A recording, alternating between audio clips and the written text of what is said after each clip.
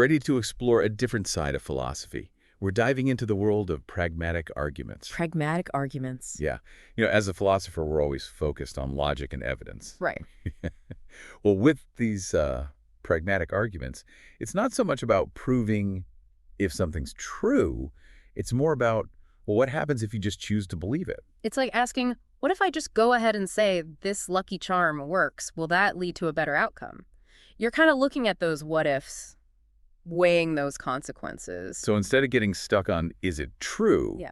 It's more like, okay, what if it were true, and then what? Like a thought experiment almost. Yeah. It's a way of looking at beliefs, but through this practical lens. And you might be surprised to know that even ancient philosophers, like Plato, they kind of dabbled in this type of reasoning. Really? Yeah. Plato, he argued that seeking knowledge, even if we don't find all the answers, that it makes us better, makes us braver, more active.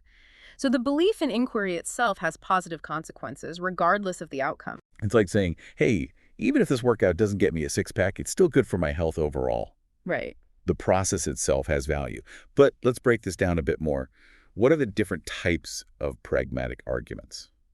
So one way to look at them is whether the benefits of believing depend on the belief actually being true. Okay. And one really famous example is Pascal's wager. Ah, Pascal's wager. Yeah.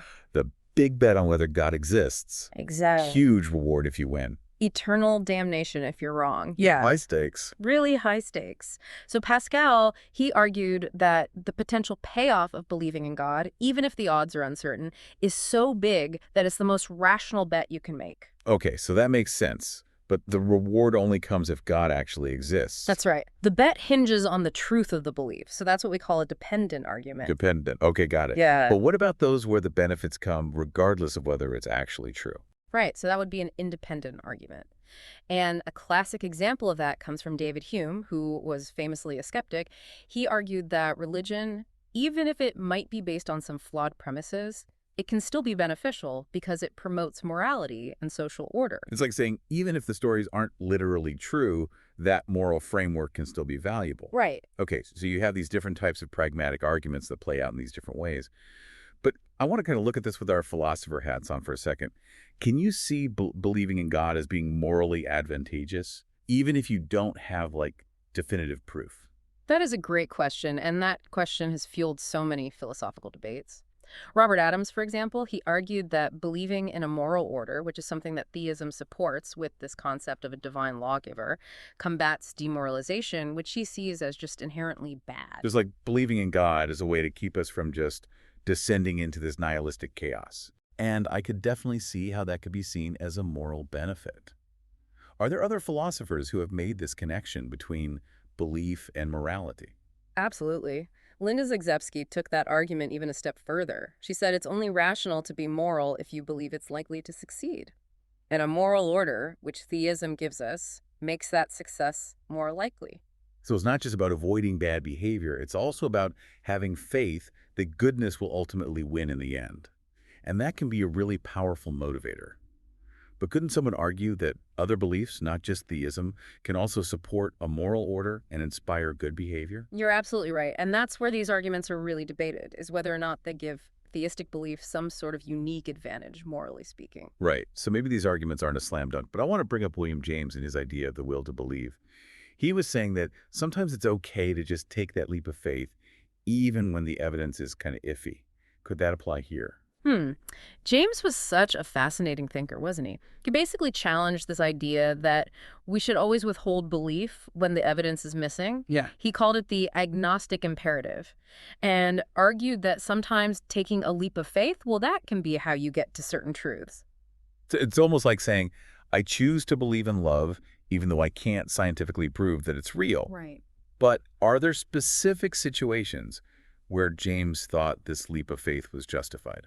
Oh, yeah, he actually outlined those. He called them genuine options. Okay. And these genuine options, they have to be living, momentous, forced, and intellectually open. Okay, so break those down for me. Okay, so living means the belief has to be like a real possibility for the person. Okay. Momentous, meaning that it has significant consequences.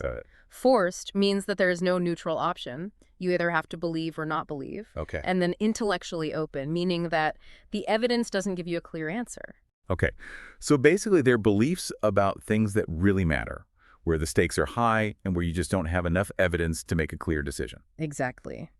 And in these situations, James argued that our passions, our desires, they can play a legitimate role in how we form our beliefs. Interesting. Yeah, and he even said that religious belief might fall into this category of genuine options. Hmm. So if someone is wrestling with this question of whether God exists, and it has a huge impact on how they live their life, then maybe it's okay for them to choose to believe, even if they don't have absolute proof. That was his argument. Yeah, he believed that the potential benefits of religious belief, like finding meaning and purpose and hope, they outweigh the risks of potentially being wrong.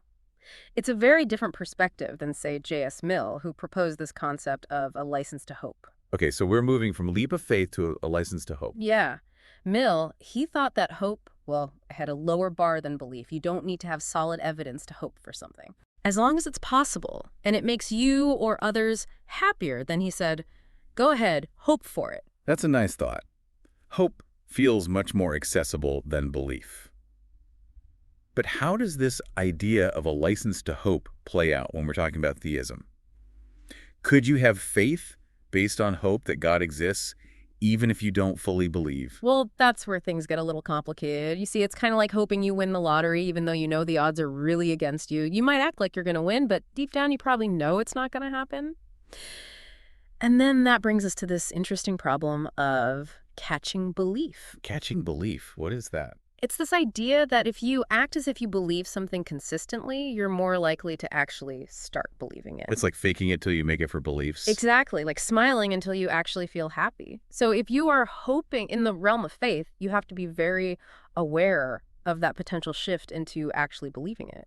So it's almost like walking a tightrope with hope. You're acknowledging that something is possible, but you're also trying not to trick yourself into thinking that it's definitely true. It's a tough balance. But let's shift gears a bit.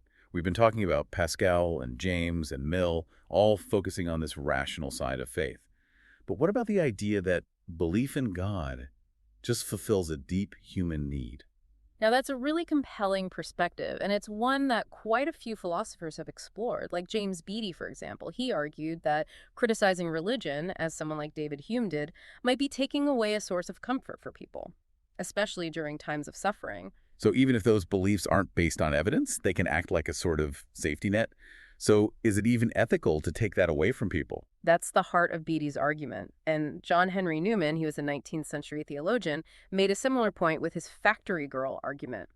He describes this young woman who is facing death, and her belief in God, that's the only thing giving her hope. It's a powerful illustration of how much we as humans crave meaning, especially when things are really tough. Right. Religion can offer that. But these arguments also bring up some big questions, like, are those needs for comfort and meaning universal? And are there other ways to fulfill them besides religion? It seems like we keep coming back to this idea of weighing the pros and cons, not just of believing in something, but of not believing in something. Yeah. It's a really complicated equation. But speaking of complicated, how about we tackle the big one?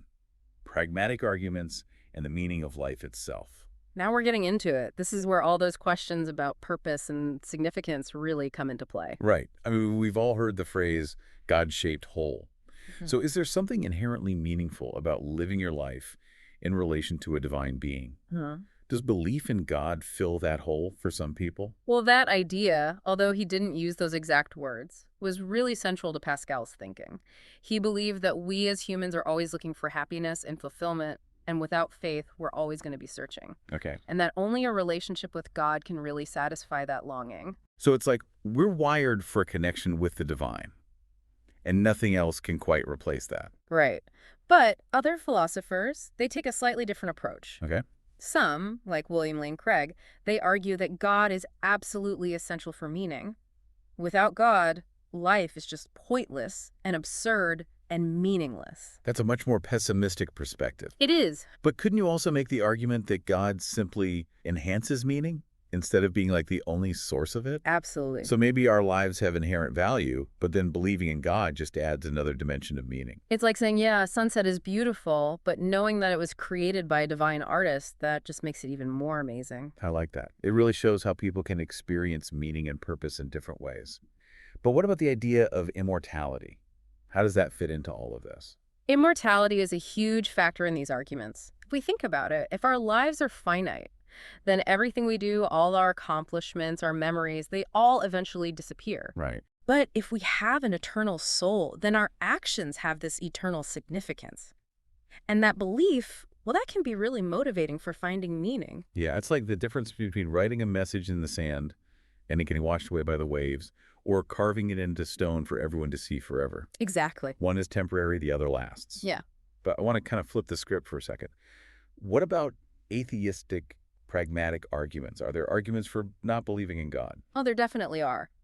Some argue that belief in God can actually do more harm than good, makes the world a worse place. Remember Hume?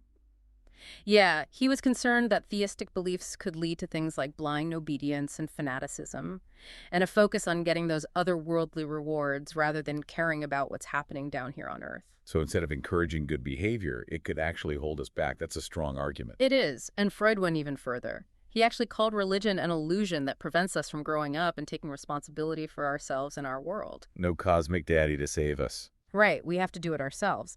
And then you have Richard Dawkins. He calls religion a virus of the mind. That's a harsh comparison. It is. He thinks it spreads harmful ideas and discourages critical thinking. Yeah, I mean, I can see his point.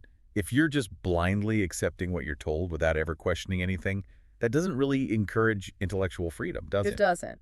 And then you have Guy Kahan, a contemporary philosopher who offers a really unique perspective. Okay. He argues that even if God's existence did make the world a better place in some ways, we might still be better off without God. Wait, so even if a God-created world was objectively better, we'd still choose to live in a godless one? I don't get it. I know, it's a strange idea. He focuses on human autonomy, knowledge, and privacy. He says that if God exists, especially an all-knowing God, it could limit our freedom to choose our own values, it could limit our ability to truly understand the universe through science, and it could even violate our right to privacy of thought. So it's about this tension between living in a perfectly ordered world and living in a world where humans have freedom and responsibility, even if things aren't perfect. That's a really difficult choice. But how do we decide which pragmatic arguments to go with? I mean, we've heard arguments for believing in God, arguments against it, arguments about the meaning of life. Where do we even begin to sort through all of this? Well, that's what philosophy is all about, isn't it? It's not about having all the answers. It's about wrestling with these big questions and being open to different perspectives. Sometimes the biggest takeaway is realizing that there are multiple ways of looking at things. It's like you're expanding your mind to consider possibilities you never even thought about before. Exactly. Well, we've covered so much ground in this deep dive into pragmatic arguments. I mean, we've seen how they can be used to support religious belief, challenge it, and even make sense of life itself. We've really explored some of the biggest questions that humans have ever asked. And like any good philosophical journey, I think we've probably generated even more questions than we've answered. Yeah. But hopefully this deep dive has given you some new ways to think about these ideas on your own.